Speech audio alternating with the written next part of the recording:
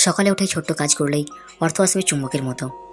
সকাল যার ভালো, সারাদিন তো কাটবে ভালো। তাই সকালে উঠে ঠাকুরের মুখ দেখা অত্যন্ত শুভ বলে মনে করা হয়।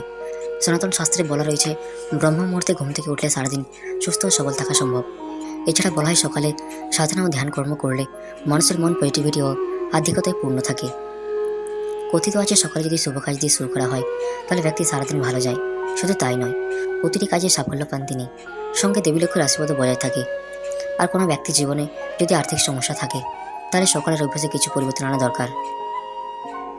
বাস্তুবিদদের মতে, ভোরবেলায় ঘুম থেকে ওঠার সঙ্গে সঙ্গে যে শুভ হয়ে যাবে তা নয়। আর্থিক অবস্থার উন্নতি থেকে জীবনের সাফল্যের শীর্ষে থাকতে চাইলে সকাল সকাল ঘুম থেকে উঠেই বেশ কিছু গুরুত্বপূর্ণ কাজ করা উচিত। এই কাজের ভিত্তিতে দেবীলক্ষ্মীর আশীর্বাদ বজায় থাকবে সারা জীবন। নিয়মিত স্নান করার পর বাড়ির মন্দিরে গরুর খাঁটি দেশি ঘিয়ের প্রদীপ জ্বালান। পরিবারের উপর দেবদেবীর আশীর্বাদ থাকে। সাফল্য পাবেন প্রতিটি কাজে। রাতে একটি তামার পাত্রে জল ভরে তাতে তুলসী পাতা রাখুন। এরপর সেই তুলসী জল সকালে উঠে সারা ঘর ছিটিয়ে দিন। এই কাজ রোজ করলে সর্বদা ধনলক্ষ্মীর আশীর্বাদ বর্ষিত হয়ে থাকে।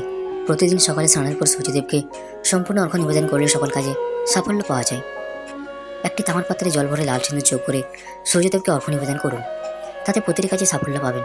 সকালে ঈশ্বরের সাধনায় ধ্যান করার জন্য সর্বোত্তম বলে মনে করা হয়। ঘুম থেকে উঠে আর যাই করুন না কেন, সকালের সময় বেশ কিছু সময় ঈশ্বর সাধনের জন্য বের করুন। প্রার্থনার সময় আপনি যে যে কাজে সাফল্য পেয়েছেন তার জন্য ঈশ্বরকে ধন্যবাদ জানান। হিন্দু ধর্মে গরুকে অত্যন্ত পবিত্র বলে মনে করা হয়। অনেকে মৃত্তিকানি পুজো করে থাকেন। হিন্দুরা মনে করেন গরুর দেহে দেবদেবীর বাস। তাই পরদিন সকালে স্নানের পর গরুর সেবা পুজো করুন। কথিত আছে, যারা গরুর সেবায় পুজো করেন তাদের প্রতি দেবীলক্ষ্মী দ্রুত প্রসন্ন হন।